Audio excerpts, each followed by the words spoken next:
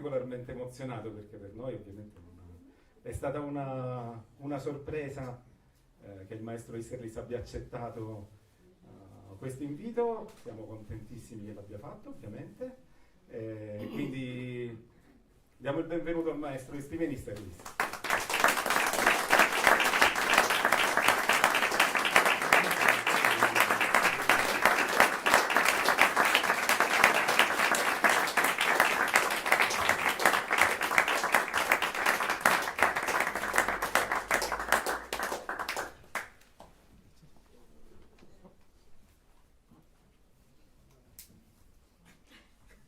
Now what?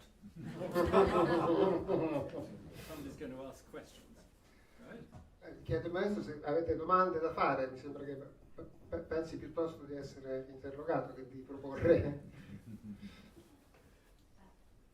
Is nobody good? No. Nessuna domanda da fare? Ok, some information about the book you wrote. Okay. Well, there are a lot of questions and answers there. Good, yes, okay. So, of course, I have been playing the Bach suites and increasingly reading about them and thinking about them. I suppose I started to play the first suite when I was about 10 or 11. È da tantissimo tempo che suona le suite di Bach, ha letto molto, ha approfondito moltissimo, ha cominciato a suonare la prima suite probabilmente quando aveva 10 o 11 anni. And then eventually I learned all six, but I didn't learn the six till I was in my 30s, I think. Ok, e poi piano piano le ha imparate tutte, ma la sesta ci ho messo un po' di più, intorno ai 30 anni. Yeah. So, and eventually I started performing all six, and I played them in a few places, like the Wigmore Hall and things, but I don't know, they made me more nervous than anything else, so I would never play them in anywhere where I would have jet lag. I refused to play the set in America or Japan or anywhere like that. Poi ha cominciato a suonarle intorno al mondo, in diversi posti, soprattutto alla Wigmore Hall, che è un po' la sua casa musicale, ma ha un po' di ritegno a suonarle quando c'è il jet lag, quindi facciamo spostamenti grandi, perché comunque è molto impegnativo per l'esecuzione del testo. And then I recorded them because it was really a 90th birthday present for my father. He said, I'm 90, I want you to record them. E quindi alla fine registrate come regalo di compleanno al papà novantenne. But then I stopped performing them because in a way, of course, I loved it and people seemed to like it perhaps more than anything else I did, but I got so nervous and I thought, I've recorded them, I don't need to perform them anymore. Okay. Poi ha smesso di eseguirle in pubblico, perché le ho registrate, è una delle cose che mi rende più nervoso, e quindi avendole registrate ho già svolto una parte del lavoro. Perché lo rende nervoso? Why do you get nervous? Partly memory. I always thought, I'm going to forget the next note. I'm going to forget. If you play 42 movements thinking, I'm going to forget the next note, that's a lot. Quindi, soprattutto per il problema di memoria, diciamo, dovendo suonare 42 movimenti in tutte le suite di Bach, l'ansia di rischiare di non sapere qual è la nota che verrà lo rende molto nervoso. So, that was fine. I was happy not performing them. I'm still happy not performing them. But then came lockdown. Era piuttosto soddisfatto di aver scelto di non eseguirle più, ma poi è arrivato il lockdown. And so, it was me and my cello, and no pianist, nothing. So I went back to solo music, and of course the Bach suites. I started to practice again just for my own pleasure. Si è ritrovato da solo senza pianoforte, e quindi è tornato alle suite di Bach e ha ricominciato a studiarle per il suo piacere. But then I remember, because I'm not often happy just practicing pieces. I want to know about the composers. I want to know about these pieces, what the composers said about them, or what might have been in the composers' minds about them. So for years I've been reading about the Bach suites. Okay, quindi non era solamente il piacere di eseguirle, ma anche quello di approfondire la conoscenza del compositore, quello che il compositore moltissimo, ho approfondito molto la conoscenza di tutta la letteratura intorno alle suite e intorno a Bach stesso. And then one day I was sitting there during lockdown practicing Bach, and I thought, I could write a book about these suites. I'd like to write a book about these suites. E quindi un giorno stava lì che studiava e diceva, potrei scrivere un libro, mi piacerebbe scrivere un libro sulle suite di Bach. And it really saved me during lockdown. It was a huge project. I'd wanted before to do a film about them, but it didn't happen. And in that case, with a normal concert schedule, I would have had to have other people do my research. But it's much better to do your own research. So during lockdown, that's what I did. I looked through endless Bach cantatas and things and read about the dances of the suite and so on. And so I produced this book in 6 parts, and it's really, I never would have done it probably except for lockdown, but as I say, it saved me. If it hadn't been for that, I think I would have gone into a depression, but because I had that project, I didn't. Appunto durante il lockdown è stata una cosa che l'ha veramente salvato, rendendosi conto che se non ci fosse stato il lockdown con il suo impegno concertistico così fitto avrebbe avuto bisogno di persone che lo aiutassero nella ricerca. Invece si è appassionato a fare lui stesso questa grande ricerca, avrebbe voluto fare un film addirittura sulle suite di Bach, ma alla fine è venuto fuori questo libro in 6 parti, frutto appunto di uno studio molto approfondito di tutto il musicologico, ascolto delle cantate di Bach, infatti poi nel libro sono molto citate. Yeah. And anyway, so the book took shape, and that's why it exists, really. But I'm very glad I did it. It was a big project, of course, because it's in 6 parts, and the first part is just about Bach's life. That wasn't so difficult, because I'd already written about Bach's life for my first children's book.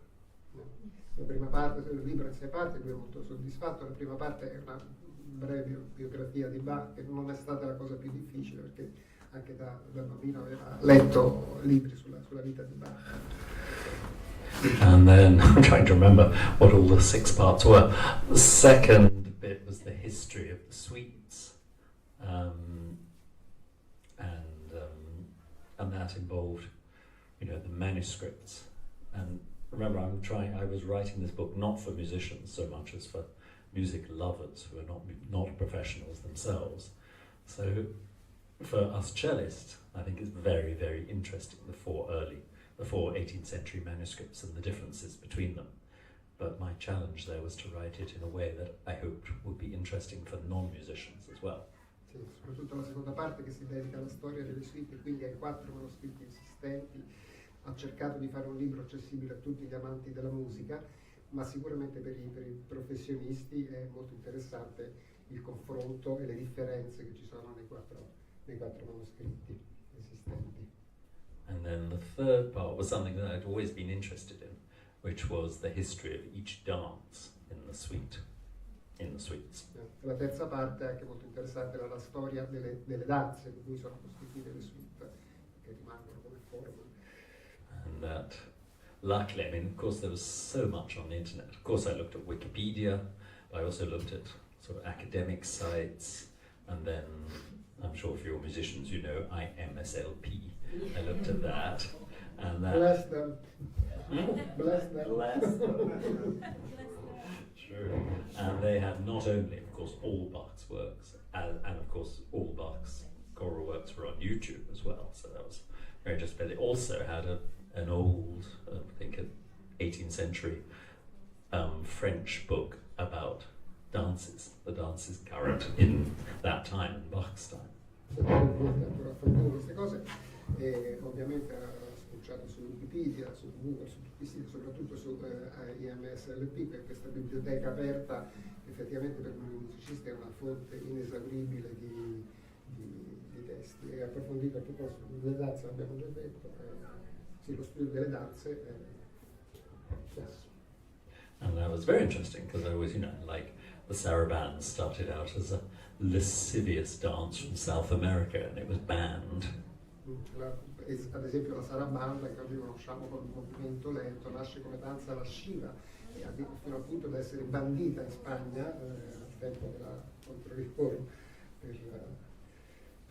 perché induceva, diciamo. So the saraband had changed a lot, but some of the dances hadn't changed. And then the allemande was not really danced in Bach's time. It had really become pretty much purely instrumental. Sì. Al contrario della sarabanda, che non era sicuramente una danza più ballata al tempo di Bach, che si è configurata molto più come un movimento puramente strumentale. That's the allemande. Yeah. Sì. Yeah, allemande. And you can somehow feel that in the allemandes of the suites. So anyway, so that was very interesting for me, and I knew very little about them, so I had to learn all that. And then part 4, can't remember what's part 4, what's part 5. One of the parts is just some questions I'm often asked about the suites, and then advice to players and listeners about the suites. Thank you. I have got. Thank you very much. Yeah, so I think part 4 was the advice to young professionals. But again, I'm really talking to the non-musician who might be interested in what one would say to a young cellist or violinist about how to play Bach. La quarta parte. May I ask a question? Sure. Which one of the suites is the more suitable to you, to your personality, and how you put it into the music? Because Maybe we could come to that after I've just talked about the book. Yeah, it's a good question, but maybe I'll just finish talking about the book and then we'll come to your question. Okay, thank you. So that was part 4, and then part 5 is the one that I knew some people would be interested in. Some people would say I'm talking rubbish, but perhaps it's the most interesting part of the book. Sì, la quinta parte è quella in cui ho pensato che alcuni avrebbero potuto trovarla molto interessante, alcuni diciamo molto meno, ma che secondo lui è la parte più interessante del libro. Maybe. And this came to me really, even as a little boy, my teacher would talk about the 5th and the 6th suites being like the story of the crucifixion and then the resurrection. I don't know how well, you probably mostly know the suites, but if you think of the dark 5th suite and then the sort of the bell-like sounds at the beginning of the 6th, that maybe resonates with you too. Già la sua insegnante gli parlava della quinta e della sesta suite come diciamo paradigmi della crocifissione e della risurrezione, cosa che nella tonalità scura del do minore della quinta, in quella invece risonante del maggiore della sesta si ritrova molto. And then, that's stretched. And then I started thinking of the first prelude as like the Nativity, because it's so gentle, and it has this rocking feel. And so on. And then I did sort of gradually, I started to believe, or I'm not sure, but I believe that the 6 suites sort of represent the story of the life of Christ. E quindi la prima suite gli ha suggerito con la sua dolcezza, anche con questo movimento quasi cullante, l'idea della natività, e piano piano è arrivato a immaginare le 6 suite come una descrizione della vita di Cristo. And I'm not talking as a Christian here, I'm not Christian, I'm Jewish. But Bach was Christian, that's what matters. Cioè, non sono cristiano, sono ebreo, ma Bach era cristiano. So the whole chapter, and that of course took a lot of research, because what I wanted to do was see whether in his choral works, his vocal works, Bach described, when he was writing about these events of each suite, the nativity, the crucifixion, etc., whether there were similar figures that he used and similar and the same tonalities and things, and it really worked. That they really were. Ho voluto cercare se nelle opere corali di Bach ci fossero similitudini, diciamo, di tonalità in relazione ai testi o anche di spunti tematici, no? Sì. And then the 6th part of the book is just each movement I describe, and I talk about the character of the piece. And again, of course, you have to talk about tonality and things dominant, the subdominant, the relative minor, etc. But again, I was trying to do it in a way that would be interesting for just a music lover, not a musician. Nella sesta parte invece c'è una descrizione dettagliata di tutti i movimenti, con molta attenzione appunto alle tonalità, alle relazioni tra le tonalità, ma sempre cercando di fare una descrizione aperta e comprensibile a tutti, non solamente ai musicisti. Yeah, so every movement has a very special feature. I mean, it really is miraculous. The more you know the Bach suites, the more special they become. Ogni movimento ha delle particolarità uniche, più le studi, più scopri di quanto unici e particolari siano tutti i singoli movimenti delle suite. So that's really how the book is and how it came to be. And yeah, I'm very glad it's there. As I did it, as I said, it saved me, and I hope it might be of interest to other people, and obviously only people who love or are interested in the Bach suites would sort of want to read it anyway. But as I say, it's really not a manual for cellists, although I hope cellists might read it, but it's meant to be for everybody, and that's why also on the covers I sort of got the sort of blurb, as we call it, messages about the book from like Michael Palin from Monty Python and people like that. I wanted non-musicians to give me their comments. Sottolinea appunto di come è stato un libro che lo abbia salvato, un po' come Cristo, like Christ, the book, I mean, saved you. Like what? No, sorry. Like the Bible. E appunto di come spera di poter dare un aiuto sia a chi non da professionista si avvicina al libro, sia sia ai violoncellisti che comunque possono trarre sicuramente una grande messe di informazione e di approfondimento. Yeah, so that's it really. That's what the book is. E questo è quello che il libro è. So maybe we should have questions. I thought I was going to be interviewed today, so this is a bit of a shock. Pensavo di essere intervistato, quindi un po' scioccato dal fatto che ci sia, però adesso piano I think they'll come up. Okay. I remake the question. Yeah. Okay. So, in which suite you find your personality the most, and how is suitable to your style of playing? Because each musician has a different style of playing Sure. and put himself into the piece. So, which one is the most suitable for you? I'm not sure which. The question for those at the back is which suite is most suitable for me. Quale suite sente più adatta a lui? Da quale suite si sente più rappresentato in qualche modo? Well, I always felt very drawn to the fifth suite because, that's, as I say, for me that's the story of the Passion, and it's dark and it's incredibly passionate. But all six suites, really, I feel. They just take you over. Each one is so different from each other one. It's extraordinary, and I sort of think of them as a set, really, beginning from the first note of the first to the last note of the sixth. I mean, you go major, minor, major, major, minor, major. It's like two sets of three, but it's also three sets of two because it's two. The first two suites have minuets as their fifth movement. And the third and fourth have bourrées, and the fifth and sixth have gavottes. È stato molto attratto dalla quinta suite per questo suo diciamo mood scuro e per questa rappresentazione della passione, ma alla fine tutte le suite hanno delle particolarità e quindi è molto difficile non trovarsi diciamo proprio agio con ciascuna. Considera le 6 suite come un unicum che ha un escursus che va dalla prima all'ultima, forse con una possibile divisione in 2 parti o in 3 parti. In due parti per l'alternanza di tonalità maggiore, minore, maggiore, maggiore, minore, maggiore, e in 3 parti per la caratteristica di avere delle coppie di danze centrali. Le prime 2 hanno minuetti, le seconde 2 hanno bourrée e le terze 2 hanno le gavotte. Yeah, and sort of thinking of it as the life of Christ makes it even more one set, one story. So I couldn't really choose one suite.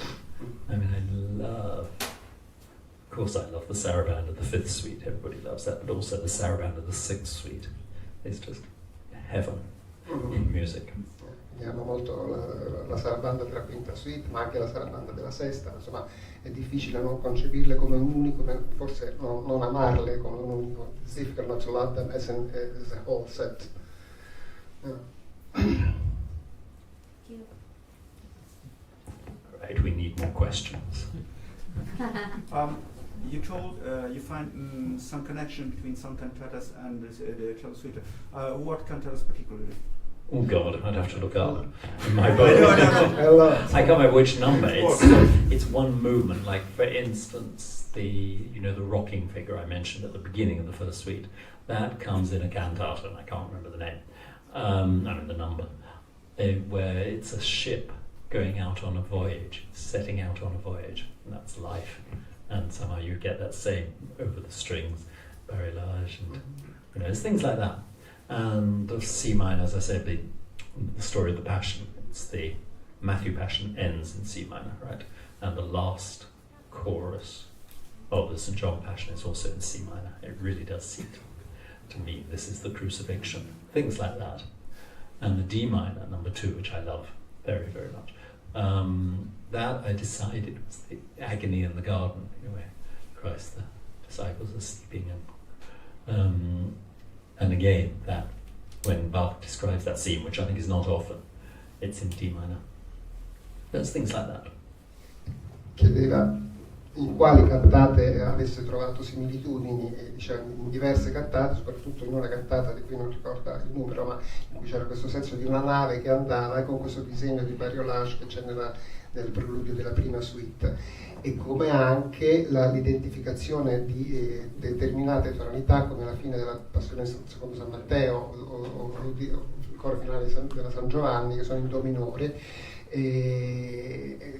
o anche il re minore che lui identifica con l'idea dell'orto dei Getsemani, dell'agonia di Gesù nella giardino degli ulivi. Sorry, it's my turn. I tell you, these are much better. First technique. L'agonia di Gesù è questo. Right, we need more questions. Yes, in your book you write about the relationship between numbers and mathematics. Of course I mentioned that, yes. I mean, I'm in two minds about that. There's obviously, Bach was very keen on numbers, but I think people go mad with, sort of trying to prove everything. It was one thing I saw, it was like the number of notes in the well-tempered clavier is equal to the number of words in the St. Matthew, in the Gospel according to St. Matthew, something mad like that. I mean, sometimes people just go crazy with their ideas. I'm sure Bach had better things to do than that. But, the number of bars in some pieces, I mean, it certainly does seem to be very more than a coincidence. There's an author called Ruth Tatlow who's written a fascinating paper about the number of bars in Bach's violin solo works and violin and keyboard works. It can't be coincidence. It's too perfect the way they fit. So to that extent, I think proportions. I mean, I think around Bach's time, and I quote some people saying, music must have as perfect proportion as mathematics. There's definitely a correlation, but it's not, that's just a sort of a byproduct somehow. It's not the meaning of the music. No, chiedeva appunto le relazioni con i numeri nella musica di Bach, che dice che ovviamente sono tantissimi e hanno prodotto studi ai limiti quasi della follia, per cui è difficile credere o stare dietro veramente a tutto, ma sicuramente sia per l'importanza della relazione tra musica e matematica al tempo di Bach ci sono dei sensi di proporzione e forse anche in termini di lunghezza di battute di determinate composizioni che compongono una formula in qualche modo matematica, no? Che danno una struttura. Certo, è difficile stare appresso a tutto perché si potrebbe strologare enormemente su tutte, però sicuramente esistono delle coincidenze, cioè esistono delle cose che non sono delle coincidenze, diciamo. Poi voler giustificare tutto forse è più difficile. Yeah. Well, do you have some suggestion for the starter, for the people who are now starting playing the 6 suites? We'll start with number 1. Well, I think, and I say this very much in the chapter about rules and answers and things, they're dance suites. Never forget they're dance suites. So they have to dance. I think. I mean, when I hear a performance that's distorted and full of clever ideas, I want to die. Chiedeva appunto il ragazzo suggerimenti per chi volesse iniziare a studiare le suite, e dice: maestro, iniziate dalla prima ovviamente, ma non dimenticate che di danzare sono danze, e che il carattere della danza deve sempre rimanere, che a volte si ascoltano delle esecuzioni piene magari di idee cerebralmente molto approfondite, ma che lo fanno morire. I mean, it's just, these are among the most sublime, profound pieces of music. They're also very funny, and they're incredibly human, and they're very simple. They're not mysterious at all. They're one human being talking to other human beings. Hanno un aspetto di semplicità, sono anche ironiche, hanno questo aspetto dialogico, quasi come due persone che si parlano. Non è musica difficile, è musica che va letta nella sua semplicità in qualche modo. And these composers, they worship God through numbers, through proportions. They worshipped him through dance. These composers, in their music, there's the perfect proportions, and there's the sense of dance. If you think of Bieber's Rosary sonatas, which are, they're obviously religious instrumental music, it's full of dance. Sì, una relazione, diciamo, anche in Bieber, alla fine Bieber, compositore tedesco, ha scritto queste sonate del Rosario, che narrano una storia religiosa, però sono comunque piene di danze, perché quindi c'è comunque una relazione forte tra l'aspetto religioso e quello delle... I think that's why, there's also a reason that Bach, there was history in putting religious thoughts into solo instrumental music. I actually had fun when I was researching for this book, trying to decide whether Bach could possibly have known about the Bieber Rosary sonatas. I think it's unlikely, but it's possible. They involved looking at maps and things, because the Duke of Curtin, for whom Bach was working when he wrote the Bach suites, he did these big trips picking up lots of music as he went. And although he didn't go to Salzburg, where Bieber's sonatas were, he went to Vienna, and who knows? Si chiede se Bach abbia mai potuto conoscere le sonate di Bieber, allora nel chiedersi questo hanno fatto uno studio anche geografico per capire che tipo di connessioni potevano essere, scoprendo che il principe di Köthen, presso cui Bach lavorava, era un grandissimo appassionato di musica, aveva importato tanta musica, aveva viaggiato fino a Vienna, che non era Salisburgo dove stava Bieber, ma chissà, in fondo... That's right, but that doesn't really answer your question. No, the main answer is make it simple. The music is simple, and the music is dance.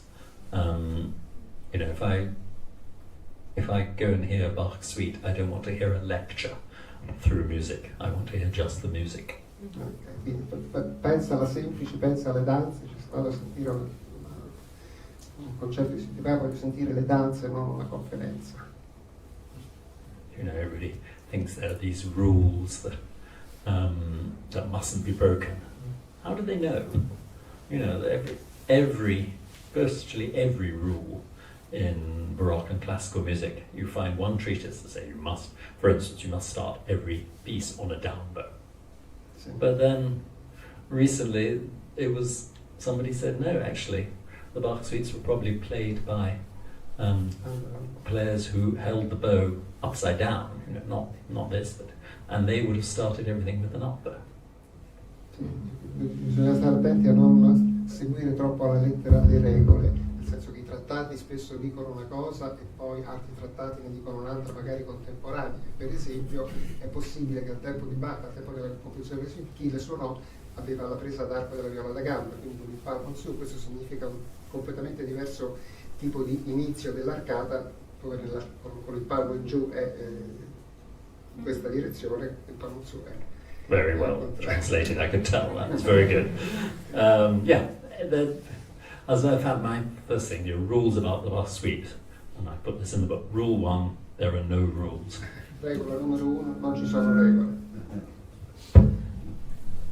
But have fun with them. As I said, they're very funny. Number 3, number 4, there's got a lot of humour. Don't be scared of them. As I also say in the book, don't be scared of Bach. He's not scared of you. Non abbiate paura di Bach, perché lui non ha paura di voi. Sarebbe difficile, molto. Does it make sense talking about philological execution? Saying to what you were saying about rules, talking about philological studies, going back to historical point of view. Yes, I mean, yeah, of course it can be enlightening, but as I say, the danger is that then people give lecture recitals. We hear their ideas instead of hearing the music. I mean, our job is just to communicate as simply as we can the music to the listener. As Bach communicates it to us, we pass it on. We are the actors playing his characters. So, yeah, and of course, obviously, I read a lot for this book, but I don't think, even though I have this idea about the suites representing the life of Christ, I would never let that influence the way I play a phrase. If it inspires me, and it does inspire me, that's great. But I wouldn't sort of say, oh, I got to phrase it this way because this is describing, some event in the life of Christ. No, the music comes first. It's not a vehicle for ideas. Si chiedevano appunto se l'esecuzione filologica fosse rilevante. Lui dice che sicuramente illuminante, può aprire a molte, ma rischia di diventare un'altra sorta di regole che però vanno lette con la giusta elasticità. La prima cosa è la musica, la stessa sua idea delle suite di Bach come una summa della vita di Cristo non fanno sì che quando lui pensa a una frase pensa al significato religioso. La musica viene prima, la musica deve parlare e tutt'al più, se posso interpretare, I can imagine the idea of this religious idea is very important to give a line. Well, also to give atmosphere to each suite, and particularly the preludes, of course. But each suite, somehow the prelude sets out the mood, and then the dances are different aspects of the same mood somehow, or same tonality. I mean, the danger, I think many years ago I was teaching this, or somebody came in a master class to play the prelude at the Sixth Suite to me, and I have to say it was pretty awful. But at the end he insisted on giving a talk about why he'd done the way he'd done, what he'd done. But then at one point I said, why did you suddenly go soft when it went into G major? Why should that be softer than D major? He said, this is because in French, the French for G is sol, and that means lonely. I said, no, it doesn't. If anything, it means the sun. I mean, people get these ideas in their head, and it's just wrong. The music tells you don't tell the music. Prima parlava dei preludi come la descrizione iniziale dell'atmosfera di tutta la suite, poi sviluppata nella stessa tonalità attraverso le danze. E ricorda che durante una masterclass, un'esecuzione del preludio della sesta suite, a un certo punto dalla tonalità di Re maggiore passava alla tonalità di Sol maggiore e suonava molto molto più piano. Quindi il maestro chiedeva perché suoni più piano.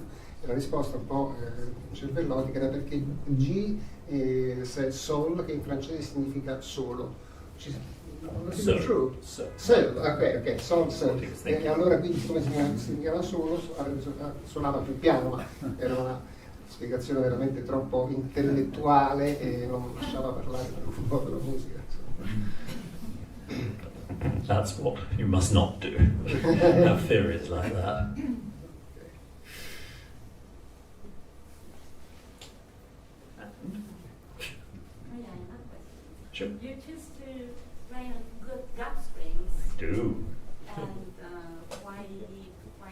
trust? Because I like them. Or the sound. The sound, the feel, the way of playing is more important than the sound. Actually, next week I'll be back in America. I was in America till Monday, which is why I'm looking a bit. But next week in America I'll be playing on steel strings because I'm playing Kabalevsky Concerto, which is better on steel strings. But I believe that Bach, for instance, Schumann, Beethoven, Fauré, etc., they're better on gut strings for me because it's a more simple way of playing. The steel strings, the sound can be brilliant, more brilliant probably, but it's dead.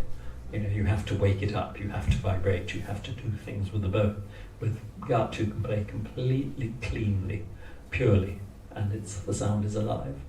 Chiedeva perché il maestro usa le corde di budello, perché le ama, perché comunque trova che facciano parlare meglio lo strumento, che siano più vive sotto le dita e sotto l'arco, ma non usa solo le corde di budello, cioè che appunto adesso tornerà negli Stati Uniti a fare il concerto di Kabalevsky, per il quale userà corde di metallo. Quindi diciamo, where do you set the line? I mean, between the... Just what I think sounds better. Okay. So, for instance, the Prokofiev cello sonata that was written in the late 1940s, I prefer on gut strings. Okay. But the Prokofiev cello concerto, which was written in the 1930s, I prefer on steel.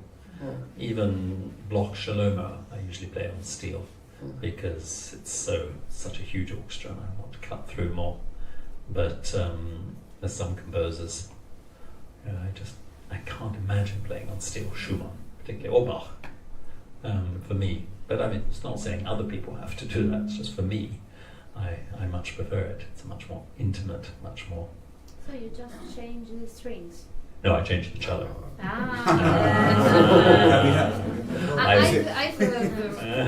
No, I would never put steel strings on the Stradivarius. That would be cruel. Okay, so you have two cellos. Maybe something. At least. Okay. I have more than two. Okay. But actually, one of my modern ones, the maker wanted, first of all, he had steel strings on. Then he said, no, I want to try it with gut. And it actually sounds louder with gut. That's great. And that's a modern cello. Cool. A house full of cello. Yeah. Cool. I know. I think some of, without any advertising, but which kind of strings do you use?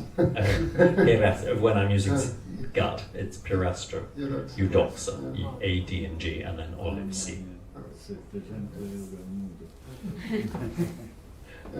Yes. Expensive. Not for me. Not expensive for me, I have to say, because I try to be an ambassador. I try to convert other people. I haven't converted that many. Some. But so they're very nice. They send me the strings, which is great. I know. You're professional. But no, anybody who writes to them and says, I want to try out gut strings, they'll send them a free set to start with. So it's worth it. Shall I say this? The risk? Yeah, I think so.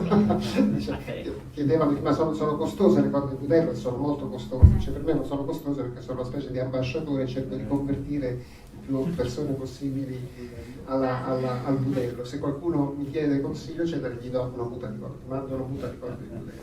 Non l'ho detto. Si rifiutato pure il microfono. Ok. I heard your performance probably in a Londoner pub of the first and third suite. You played them without break from prelude and all the other movement. This is just for your own pleasure, or this is a reason? I think it sounds better because each movement, the tempo is somehow comes out of the tempo of the previous movement. So once you start, you just finish the prelude. If you go straight into the Allemande, then you're sure of the tempo.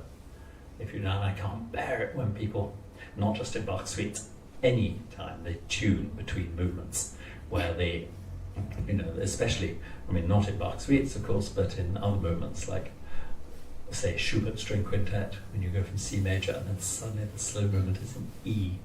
If you have people tuning in between, you spoil that magic. You're not meant to tune between movements. I'm sure, and in Bach suites that just happened. I didn't decide to do that; it just happens.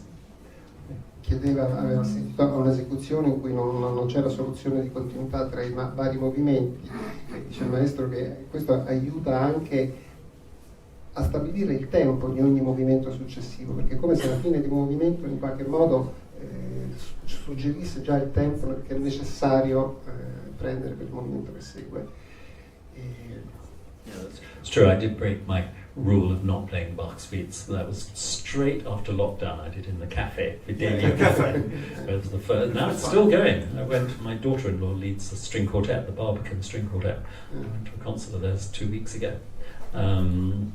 Those were the first concert they'd ever given in this sort of musical cafe, and we didn't know till a week before whether they could happen. It was first after the first lockdown. A week before, the government said you can have 25 people in one room. So that's what I was doing in my cafe, playing the first and third, having not had a haircut for over a year. Cioè, appunto, durante il lockdown è stata la prima cosa che ha fatto durante il lockdown, con questa restrizione di pubblico, e non essendo si è tagliato i capelli per un anno.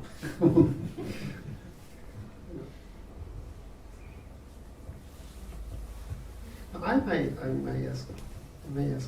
I mean, I play on gut string as well. But I use the naked ones. Yes, even better. I would if they just don't blend with an orchestra as well. But I do, like I recorded. I can't remember whether I used pure gut A for the suites, possibly not, but certainly for the gamba sonatas. When I recorded the harpsichord, I used pure gut A. Anyway, yes. No, le corde in budello che il maestro usa sono corde in budello rivestite di alluminio. E allora gli chiedevo come reputa la differenza tra quelle e le corde in budello nudo, che erano quelle, diciamo, storicamente in realtà usate until the 30s, until before the Absolutely. Oh, I thought you were going to say something more. Yeah, no, just that one must think also of the evolution that the steel strings have had. I mean, we have now very good steel string, much better than 40 or 50 years ago, I think. Still steel strings. Still strings. It's funny, last time I used pure gut A was I played Saint-Saëns concerto with the orchestra at the Age of Enlightenment. And of course, so then put on I don't know if you know the conductor, Maxim Emelianchev. Fantastic young conductor, really wonderful. Anyway, he said, he's Russian, he said, you sound so much better with your gut. Ultimamente ha suonato appunto con il live budello nudo il concerto di Saint-Saëns con un giovane talentuoso direttore russo che gli ha detto suona molto meglio con le corde di budello. Would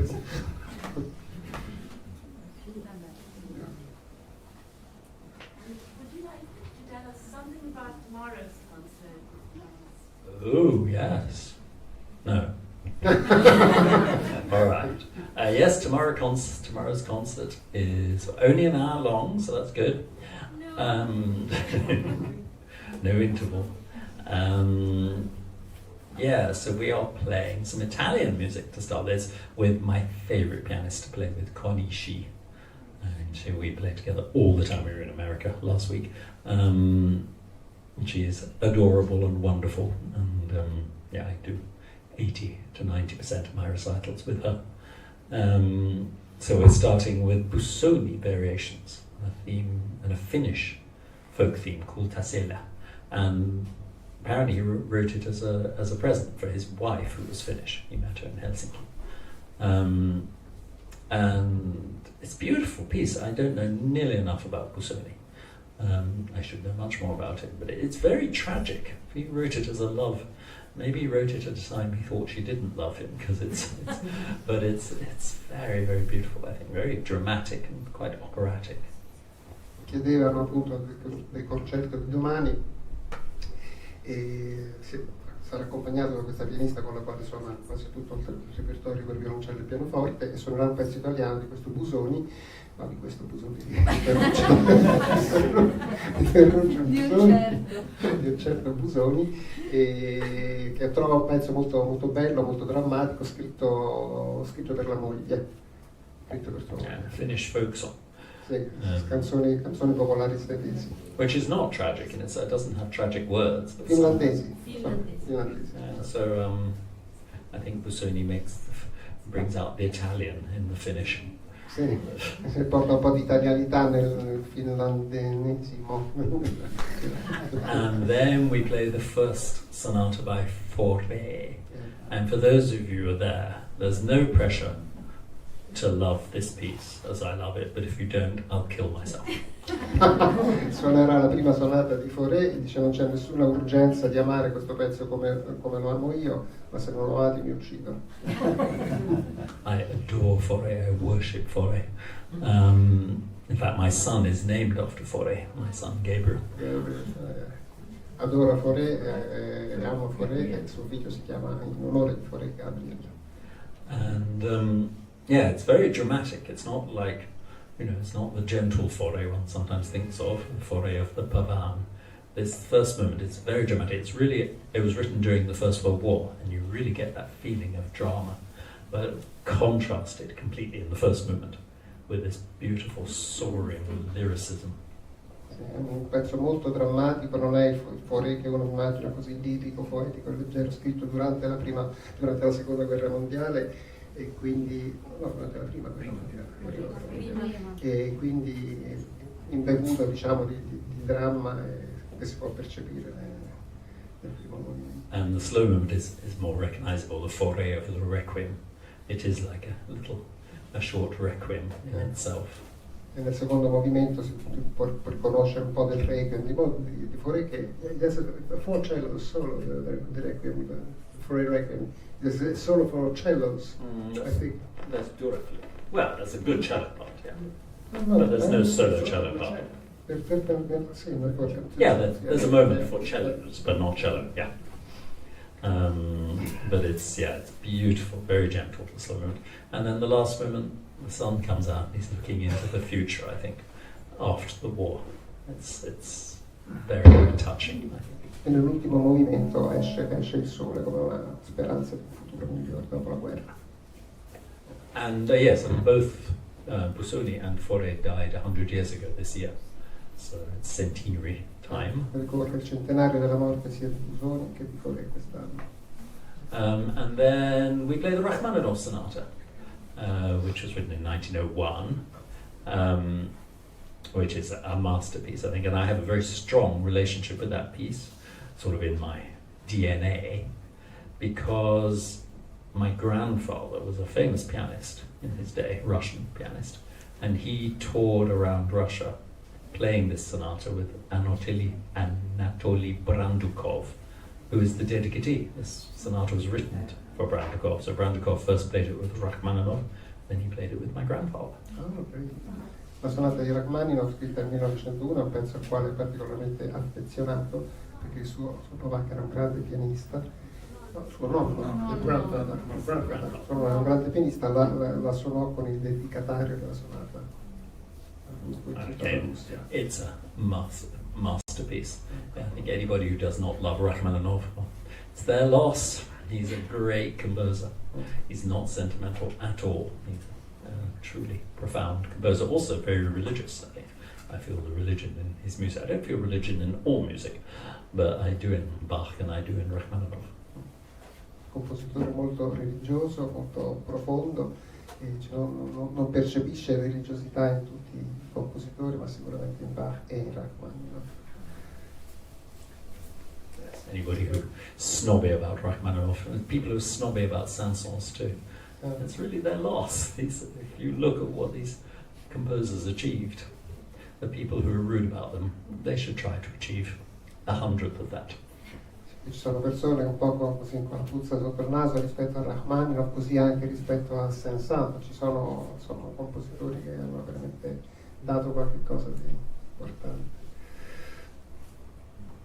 I am not a musician, I am just a listener. And I started to listen to classical music around one and a half years ago, so I'm just very new. Right. And I started just by chance on YouTube. There was a Pablo Casals recording, and then I started to listen to everything about the cello suites, and I listened to everybody. I think Starker, Shamansky, Rostropovich, and all these greats, and I like them all, the rough, the ones that are more rough, the ones that are more, and so I would like to know if what are your favorites, and if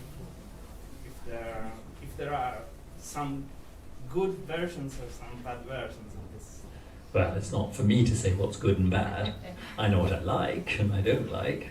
But Casals, I love. He's just a hero. Casals, and also I love that he was a good friend of mine. Anna Bilsma. I would never play anything like he plays it, but I find him fascinating and touching. He was, as I say, a great friend. But it's good you started with Casals. I'm not surprised you became fascinated after you heard Casals. Some of the ones you mentioned I like less, some I like more, but you know, it's great music. There's no one way of playing Hamlet, so there's no one way of playing the Bach suites. Chiedeva appunto questo signore che da poco si è avvicinato alla musica classica, che ha cominciato ad ascoltare con molta voracità tutte le edizioni delle suite, cominciando con Casals, e chiedeva al maestro Isserlis quale fosse la sua preferita.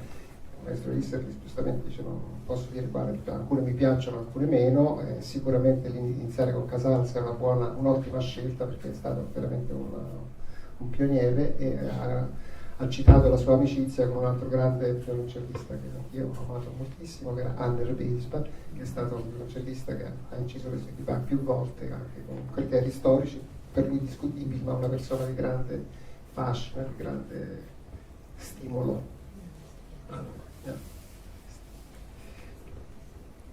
Volevo riprendere la domanda su Casals. Dicevi, se dovesse fare un concerto, grazie a Casals abbiamo riscoperto le suite, e poi da lì sono partiti tanti compositori come Hindemith, come Reger. Quale pezzo accosterebbe a delle suite di Bach? Qual è il suo preferito da accostare? Codari o... Yeah, I mean, since Casals started with this Bach suite special, nei concerti, intendi? In concerti. Yeah, which authors do you prefer to put together with the Bach suites when you play solo concerts, if you do, maybe? What? Which authors, which composers, sorry. Oh, with Bach. With Well, Bach, yeah. oh, I see, solo. I never played Hindemith, nor Reger. No, I mean, I usually play the Bach suites by themselves, but Britain, the third suite, I don't particularly like the first and second, the third, it's a masterpiece. Britain, oh, it's so moving, not the truth. You find that there is something... Well, I think everybody who writes for a solo violin or cello has been influenced by Bach. I mean, even if they're trying to get away from it, like Kodai, I don't play the Kodai solo sonata, but he's trying to get away from Bach, but in a way, but that's another way of being influenced by Bach. I think everybody is, so you can put anything with Bach. La domanda era quali autori preferisce mettere insieme a Bach quando fa dei concerti per solo violoncello, e appunto diceva che alcuni esecutori non li suonano, ma probabilmente uno dei più amati è la terza suite di Britten, e quasi tutti i compositori di musica per strumento ad arco solo, soprattutto, sono in qualche modo debitori a Bach, no? Sia nelle opere per violoncello che forse soprattutto quelle per violino. What's the time, by the way? I am the time. Sorry. I don't know. 5 to 7. 5 to 7. Okay. I got a few more minutes. Yeah. Do you have some advice for the children about the home time to practice? Is that your child there? It's a tricky one, because I'm not somebody who would say, you know, if my parents hadn't made me practice an hour a day by the time I was 10 or so, what they used to, I used to say, I don't want to practice, and they used to say, someday you'll thank us. And the annoying thing is that it's true. I do thank you. Dice come fare con i bambini, dice, se quando aveva 10-11 anni i genitori dicevano di studiare un'ora al giorno, lui non voleva mai studiare, e gli dicevano un giorno ci ringrazierai, c'è una cosa triste che era vero. But I mean, it's, you know, children need to be encouraged to practice a bit, but not forced, and not, it's no point. And like when they grow up, and these cellists who practice 8 hours a day, it doesn't make their technique any better, because one of the most important elements of technique is relaxation. And if you get tense by practicing too much, it's just as dangerous as not practicing enough. Sì. I bambini non andrebbero forzati a studiare troppo, perché anche gli strumentisti che studiano 8 ore al giorno e che implementano al massimo la tecnica spesso non ottengono risultati migliori, perché il principio del suonare è basato sul rilassamento, e quindi questa è la cosa più importante. I mean, it's very important for a child, but also for an adult, to enjoy playing the cello. There's very little I enjoy more than playing the cello. And I enjoy practicing even, mostly. And I think that's very important for a child, not to feel it's a duty, but also not just to be said, oh, if you don't want to practice, go away then and play. They may resent that when they get older. I know many cases. Cioè, è importante mantenere un buon equilibrio comunque di studiare lo strumento, ma anche di lasciarli liberi, insomma, di farlo sempre apparire un po' come un gioco, come una cosa che possano continuare a trovare il piacere di fare, così come anche per gli adulti, nel senso che studiare e suonare deve rimanere sempre una componente di gioco, no? Yeah, it's a balance. I mean, I was just talking to a friend of mine who's the daughter of a very, very famous musician, and her son, so the famous musician's grandson, now has decided he wants to be a musician, but he's 18, 19, and he's way behind. And he said to her, why didn't you make me practice before? She said, well, I've already had that in my family. And I said, well, it's not really about you, it's about him. And I really don't know what to advise that boy, because, well, I'm not really asking for my advice, but when you haven't practiced enough when you're young, it's very difficult to make it up. But the other thing is, not everybody has to be a soloist. Not everybody, if they become teachers, they're just as important as soloists. My teacher was not a great player. I never heard her play in a concert, but she gave me more than I could have got from any great player, I think. Parlava del figlio di un suo amico che 18-19 anni, venendo da una famiglia di musicisti, vorrebbe diventare musicista, ma è un pochino tardi, quindi quello che si assume in gioventù è la cosa più importante per una carriera musicale, che non è solo quella del solista, nel senso che ci sono insegnanti che hanno comunque un valore enorme. La sua stessa insegnante, che lui dice non aver mai sentito suonare in concerto, gli ha dato tantissimo, quindi la formazione di musicista non si giudica solamente sullo studiare per diventare un grande solista, ma conoscere lo strumento, forse un po' tutte le sue. Yeah. Well, maybe if I'm going to, since the car is picking me up at 15:15, if I'm going to sign any, maybe we should stop now. And then Se volete anche dirmi qualche libro. Sì. Ok, quindi accomodate. Thank you. Grazie.